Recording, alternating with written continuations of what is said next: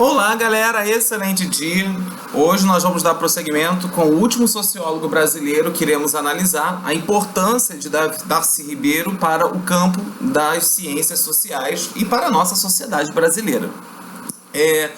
Quando falamos do Darcy Ribeiro, na verdade, ele traz para nós importantes contribuições valorosas, não apenas no campo das ciências sociais, como também do campo da educação, da história da educação brasileira.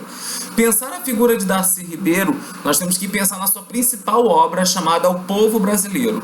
Bom, nesta obra, Darcy Ribeiro está reforçando a importância da diversidade cultural dentro da perspectiva da formação identitária brasileira, identitária nacional. Então, na verdade, ele reforça a importância que a matriz cultural indígena vai ter e a produção de sentidos e valores a partir das suas práticas cotidianas, elencadas a partir do contato com o branco europeu cristianizado.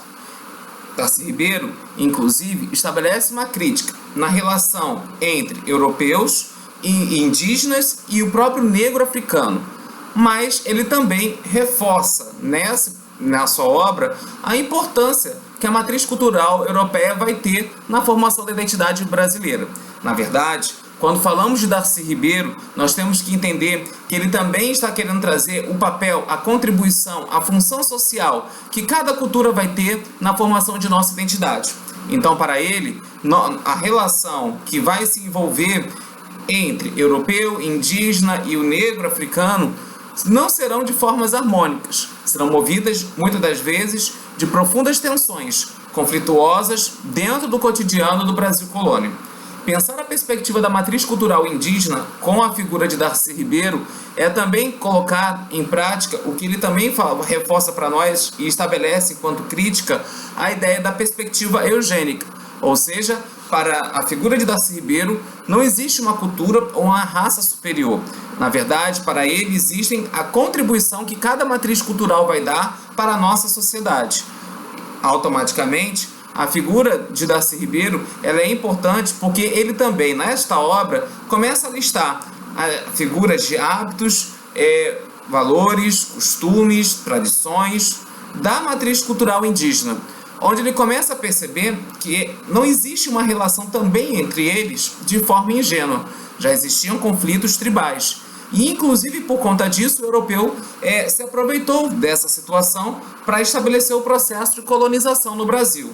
Falar de Darcy Ribeiro no tocante à matriz cultural indígena, ele também enaltece a ideia da valorização do cultivo e da pesca, da agricultura, da produção de subsistência e não somente isso, da ausência de um comércio organizado e a ausência da produção de excedentes e lucros na relação entre os indígenas. Reforça o culto da ancestralidade, a valorização dos elementos da natureza e a importância da hierarquia interna na composição das estruturas das relações políticas e sociais da matriz cultural indígena. Pensar na perspectiva do Darcy Ribeiro, nós temos que também entender que ele reforça uma crítica também no trato das relações culturais entre o negro africano e os europeus. Para Darcy Ribeiro, automaticamente, a matriz cultural branca europeia, pautada da dinâmica da missão catequizadora e não levando-se em conta as tradições e as origens, impôs a sua forma de expressão cultural. Automaticamente, por conta disso, dentro de uma perspectiva eurocêntrica, ou seja, o padrão de cultura seria a Europa no centro de todas as coisas, ou ainda na perspectiva etnocêntrica, que existiria uma cultura superior e esta cultura superior seria a perspectiva europeia. Pensar também nesse processo, automaticamente na obra O Povo Brasileiro, Darcy Ribeiro refuta essa lógica, uma vez que para ele não existiria uma cultura superior, mas como falei anteriormente, as principais contribuições que cada matriz cultural dá na formação de nossa sociedade e de nossa identidade. Nesse sentido, pensar também a contribuição do negro africano, do afro-brasileiro, é pensar também no conjunto de suas práticas, das suas estruturas sociais e também da formação de sua identidade, das suas ações dentro do cotidiano, que perpassa o campo do Brasil colônia e adentra até os nossos dias de hoje. Automaticamente, pensar a cultura afro-brasileira é uma cultura de luta, uma cultura de resistência, na qual seus valores, suas lutas, sua história, buscam sentidos e significados no intuito de lutar contra o preconceito social e racial da matriz cultural branca europeia cristianizada.